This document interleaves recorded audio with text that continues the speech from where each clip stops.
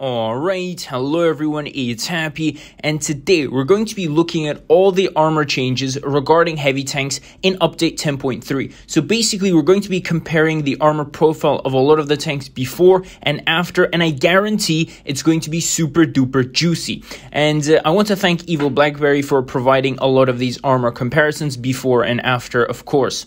And in our next video, we're going to be looking at TDs, and afterwards we're going to be looking at mediums and lights, because those tanks are also going to be super duper juicy when it comes to the changes. Anyway, let's get right into it, and now we're going to be looking at the IS-4 first.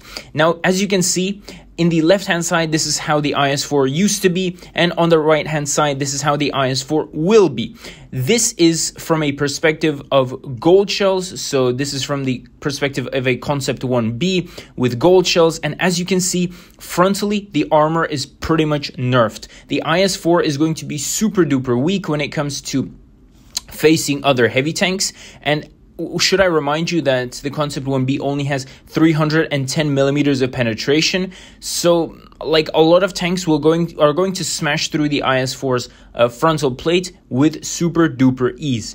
The lower plate is super duper gray, the upper hull is also super gray, the turret is still pretty strong, but then again, I mean, this already makes the tank super duper weak. Now, next, we're going to be looking at a tank which is known for being nerfed many times with Wargaming, and that is going to be the E5.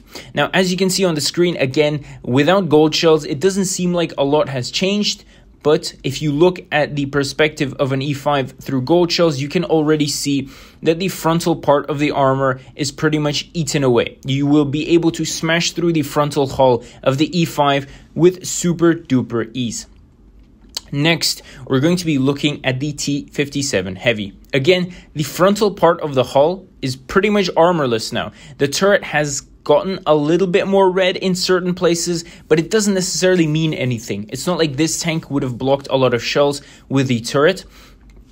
And I remember the T57 hull used to be more or less strong, and this is pretty much very embarrassing for the T57. This just shows that the armor profile has been completely removed from the front without even using gold shells, which low-key sucks a little bit. Next, we're going to be looking at the mouse, and this is a positive change in my opinion, because now you can't penetrate the mouse through the frontal tracks, shooting it into the side profile. This is very good, and of course, now a lot of players will be able to block a lot more shots in the mouse, which is definitely something good. Now, next, we're going to be looking at the VK72. Now, in this case, the VK did get a little bit of an armor buff, I would say, because the cheeks are now a little bit more red, even though they can still be penetrated quite easily right into the cheeks. They just look a little bit more red, so I guess players will not necessarily try and, shoot there. I guess that's the thought process behind it. Afterwards, we're going to be looking at the VK90.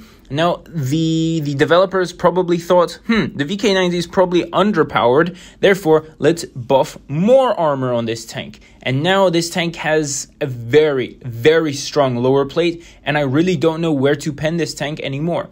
As you can see, the lower plate is also super red. Now, imagine this tank, trying to shape itself like a diamond. You're pretty much screwed in that regard, because this tank is no longer going to be pennable by a lot of tanks, especially mediums and lights in the future, which is going to make it super duper hard to deal with. Of course, that shouldn't be a problem for players with gold shells, but then again, mediums and lights don't necessarily have that much gold shell supply with them when it comes to penetration, of course. Next, we're going to be looking at the FV215B, and this tank never really had any armor, so it's not like removing a little bit extra is going to hurt a lot. The biggest difference for this tank is the fact that the cupola has become a little bit weaker than before, and it has a little bit of gray spots on the cheeks. Doesn't necessarily mean this tank is going to be, a lot weaker than before, even though there was nothing to begin with anyhow. But still, it's not a humongous change, excuse me. And of course, we're going to be looking at the AMX50B, and here, oh boy, I'm very sad about this, because now the armor profile has literally been eaten away completely. Even the front of the hull is gone as well, which is very, very, very disappointing because I used to poke around the corner with that and now it's no longer there, and it's going to be very hard to ever be able to block a shell with the 50B, which I am very sad about, even though the gun is being pretty much, buffed up. Overall, I'm not a big fan of this change whatsoever. Next, we're going to be looking at the AMX M4 MLE, and of course, in this case, the armor profile didn't change much. I would say the armor is more or less the same, and it just got a new HD buff, even though the developers did say they would sort of nerf this tank, even though that didn't necessarily happen. So that's all fine and well.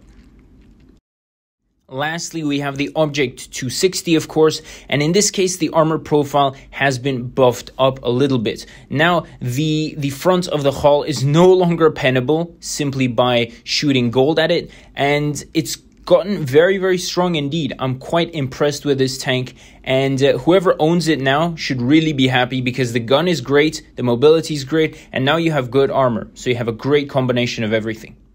Well, that was it for today's video. I hope you guys enjoyed this informative video and the format I did. And of course, tomorrow we're going to be making a video about TDs, and the day after tomorrow, it's going to be about mediums. So stay tuned. I hope you guys enjoyed. Happy is out, and I'll see you guys next time. Bye-bye.